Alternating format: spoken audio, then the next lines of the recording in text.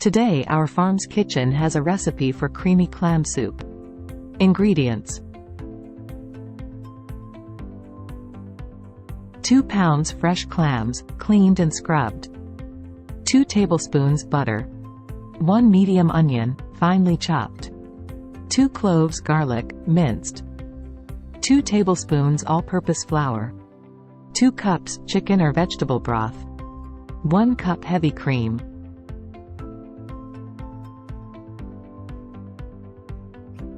1/2 teaspoon dried thyme. Salt and pepper to taste. Fresh parsley, chopped, for garnish.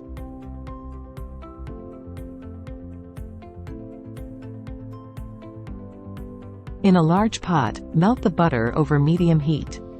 Add the chopped onion and minced garlic, and sauté until the onion becomes translucent and fragrant. Sprinkle the flour over the onion and garlic mixture, stirring continuously for about 1 minute to cook the flour and form a roux. Gradually pour in the chicken or vegetable broth while stirring constantly to avoid lumps. Continue stirring until the mixture thickens slightly. Add the bay leaf, dried thyme, and season with salt and pepper according to your taste. Bring the mixture to a simmer. Gently add the cleaned clams to the pot and cover with a lid. Allow the clams to steam in the broth for about 5 to 8 minutes or until they open up. Discard any clams that do not open. Once the clams have cooked, remove them from the pot and set them aside to cool slightly. Remove the clams from their shells and chop them into smaller pieces. Return the chopped clams to the pot and stir in the heavy cream.